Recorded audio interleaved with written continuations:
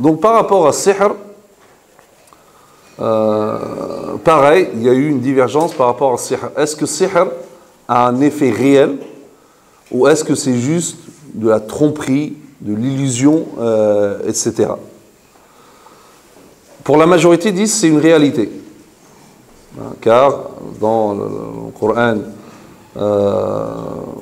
dans sourate al-Baqarah, donc il parle de sihr, le sahara, et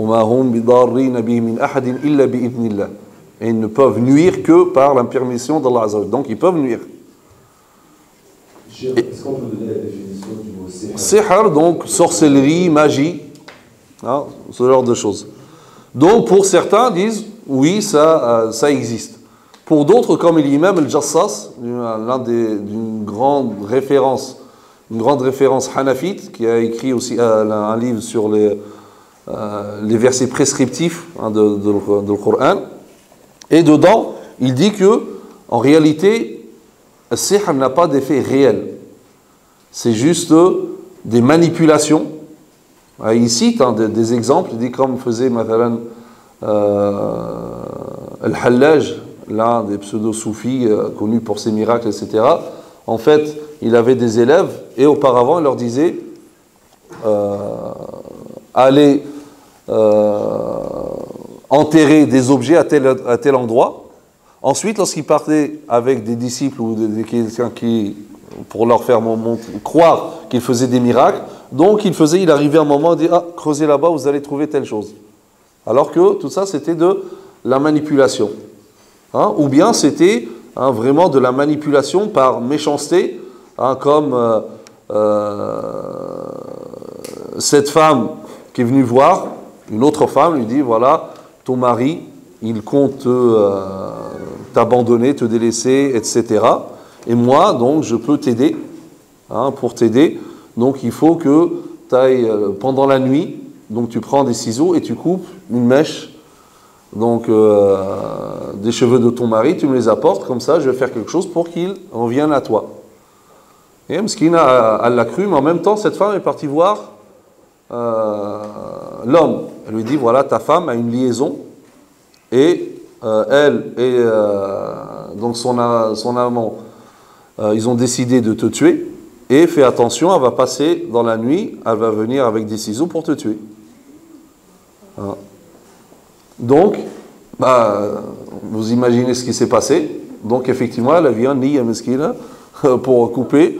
Lui, il s'y attendait, donc il l'a vu, effectivement. Donc, il la tue. La famille de la fille, après, vient tuer le mari. Voilà comment.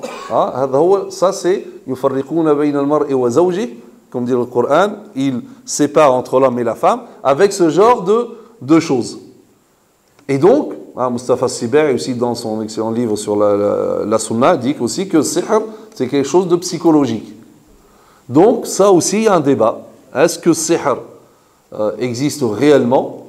Pour certains, oui, mais comment? Je ne sais pas. Allah alam comment se fait. C'est pas forcément avec le djinn qui rentre. Allah alam comment. Et pour d'autres disent non, le sihr n'a pas de réalité. En vérité, c'est une illusion. C'est comme en fait les saharat Pharaon, les sorciers ou les magiciens de Pharaon. Allah Azza wa Jalla fasaharu a'yun an-nas. Donc ils ont, en fait, c'est comme une illusion. Qu'est-ce qu'ils avaient fait? Ils avaient pris de sortes de cordes vide à l'intérieur, et ils ont mis du mercure. Et ils ont chauffé le sol, et ensuite ils ont jeté leur hibal, donc genre de bâton et corde, alors c'était juste des choses fourrées avec du mercure, et avec la chaleur, le mercure se dilate, et ça a commencé à bouger. Les gens ont cru que c'était du sihr, et que c'était réel. Mais en réalité, donc comme dit Jassas, le sihr c'est que ça. C'est de l'illusion. Donc eux, ils ont eu l'impression que c'était que ça bougeait réellement, mais eux, ils croyaient que c'était la corde qui bougeait réellement, alors que c'était une manipulation. Et d'ailleurs, c'est pour ça, lorsque Moussa alayhi salam, lorsqu'il a jeté son bâton, pourquoi les sorciers de Pharaon ont cru? Parce que là, ils ont vu que ça, ce n'était pas de la magie. C'était autre chose. Et ça, c'est le miracle. Wallahu a'lam.